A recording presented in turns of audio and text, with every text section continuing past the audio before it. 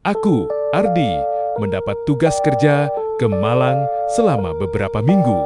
Bukan tugas berat sebenarnya, hanya pendampingan proyek dan koordinasi lapangan.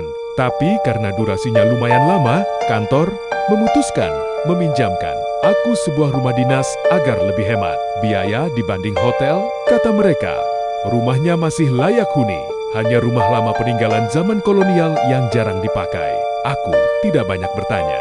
Bagiku, selama ada atap, listrik, dan air, sudah cukup. Lagi pula, aku suka bangunan tua. Ada kesan tenang dan bersejarah yang tidak dimiliki rumah modern. Jadi sore itu, setelah perjalanan cukup melelahkan, aku sampai di sebuah kawasan yang katanya tidak jauh dari pusat kota Malang. Begitu memasuki area itu, suasananya langsung berbeda. Jalanan kecil, rindang, dipenuhi pohon-pohon tua yang daunnya lebat. Udara terasa sejuk, tapi bukan sejuk yang menyegarkan.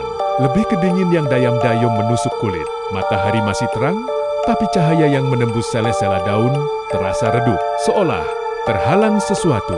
Rumah dinas itu berdiri agak masuk ke dalam, tidak persis di pinggir jalan. Dari luar, bangunannya terlihat besar dan kokoh. Cat putihnya sudah banyak mengelupas, menampakkan lapisan lama di bawahnya.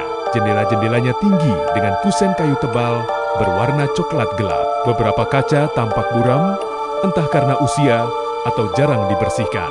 Pintu utamanya besar dan berat, khas rumah kolonial, dengan gagang besi yang sudah kusam. Halaman depannya luas, tapi sama sekali tidak terawat. Daun-daun kering menumpuk di mana-mana. Rumput liar tumbuh tidak beraturan, dan di sudut halaman ada pot bunga pecah yang dibiarkan begitu saja. Anehnya, meski terlihat tidak terurus, tidak ada kesan rumah kosong sepenuhnya. Seperti ada yang menjaga, tapi tidak terlihat. Begitu aku turun dari mobil, perasaan aneh langsung muncul. Bukan takut, lebih tepatnya tidak nyaman. Seperti saat masuk ke ruangan yang terlalu sunyi. Padahal seharusnya ada suara. Udara di sekitar rumah itu terasa lebih dingin dibandingkan area di luar pagar.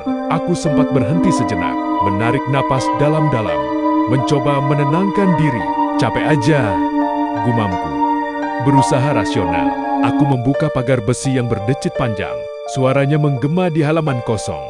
Terdengar terlalu keras di telingaku. Saat melangkah ke teras, aku merasa seperti sedang diperhatikan. Meski ketika aku menoleh, tidak ada siapa-siapa. Aku memasukkan kunci ke pintu utama dan memutarnya. Begitu pintu terbuka, engselnya berdecit panjang, nyaring, seperti mengeluh karena sudah lama tidak disentuh. Suara itu membuatku merinding tanpa sadar dari dalam rumah.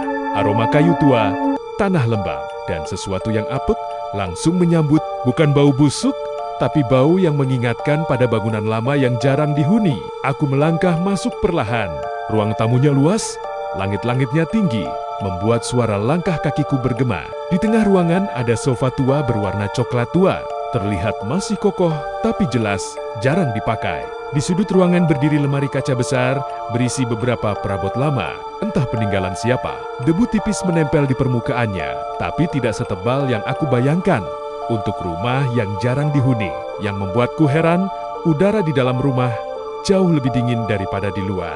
Padahal, jendela-jendela masih tertutup rapat. Aku menaruh tas, membuka beberapa jendela agar udara masuk. Tapi meski cahaya mulai menerangi ruangan, rasa dingin itu tidak berkurang. Aku berkeliling rumah, mengecek setiap ruangan. Ada 2 kamar tidur, 1 kamar mandi di dalam, 1 di luar. Dapur di bagian belakang dengan kompor lama dan meja kayu panjang. Semua terlihat layak, hanya tua. Tapi di setiap ruangan, perasaan tidak nyaman itu selalu ikut. Seperti ada bagian rumah yang tidak ingin aku berada di situ. Menjelang sore, aku keluar sebentar untuk membeli makanan. Saat kembali, aku memperhatikan rumah-rumah di sekitar. Rumah di kiri dan kanan tampak berpenghuni. Ada motor terparkir, ada jemuran pakaian, tapi semuanya tertutup rapat. Pintu tertutup, jendela tertutup. Tidak terlihat orang duduk di teras atau berbincang seperti di lingkungan lain. Saat aku sedang membuka pintu rumah, seorang bapak tua berseragam penjaga malam mendekat. Jalannya pelan, wajahnya keriput, matanya tajam. "Mas, baru pindah?" tanyanya. "Iya, Pak. Cuma sementara. Jawabku sambil tersenyum. Beliau menatap rumah itu cukup lama sebelum kembali menatapku. Tatapannya serius. Tidak ada senyum sedikit pun. Mas yakin? Mau tinggal di situ? Tanyanya pelan.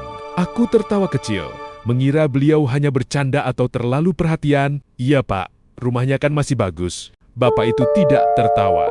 Wajahnya tetap datar, bahkan terlihat sedikit khawatir. Ia hanya mengangguk pelan, tanpa berkata apa-apa lagi.